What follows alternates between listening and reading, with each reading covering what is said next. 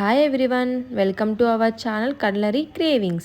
ఈరోజు గోరుచిక్కుడుకాయ ఫ్రై అల్లలు చూద్దాం. దానికోసం మనం చిన్నగా కట్ చేసుకున్న ముక్కలని కుక్కర్లోకి తీసుకొని తగినన్ని నీళ్లు పోసుకొని కొంచెం సాల్ట్ వేసి కుక్కర్ మూత పెట్టుకొని 2 విజిల్స్ రానివ్వాలి.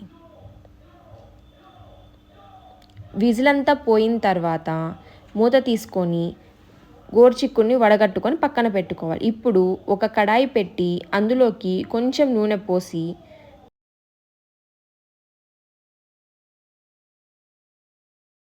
నూనెని ఈవెన్గా స్ప్రెడ్ చేసుకోవాలి.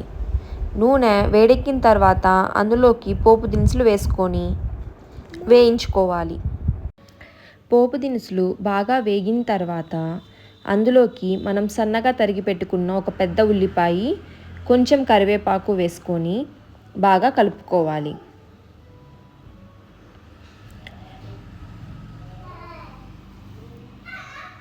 రెండు నిమిషాల తర్వాత అందులోకి చిటికెడు పసుపు, కొంచెం ఉప్పు వేసుకోవాలి. నేను ఇక్కడ 1/2 స్పూను ఉప్పు వేసాను, ఎందుకంటే ఇందాక ముక్కలు మగ్గేటప్పుడు అందులోకి కూడా కొంచెం ఉప్పు వేసుకున్నాం. సో ఉప్పు వేసుకునే ముందు చూసి వేసుకోండి.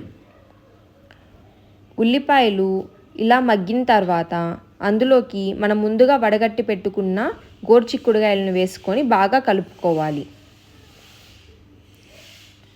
ఓ పక్కన పొయ్యి మీద గోరుచిక్కుడు ఫ్రై అవుతూ ఉండగా మనం కొబ్బరి తురుము ప్రిపేర్ చేసుకుందాం. దానికోసం ఒక జార్లోకి సన్నగా తరిగిన కొబ్బరి ముక్కలు తీసుకొని కొంచెం బరకగా గ్రైండ్ చేసుకోవాలి.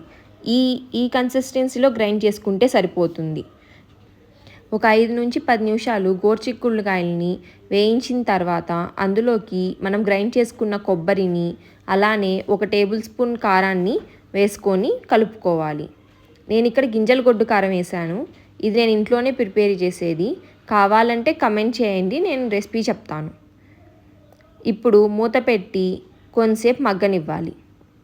ఇలా మగ్గిన తర్వాత అందులోకి కొంచెం కొత్తిమీర వేసుకొని కలిపేసుకుంటే గోరుచిక్కుడుకాయ ఫ్రై రెడీ అయిపోయింది.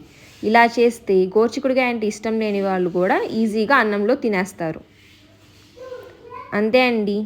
మీకు కనుక నచ్చినట్లయితే please do subscribe and like the channel.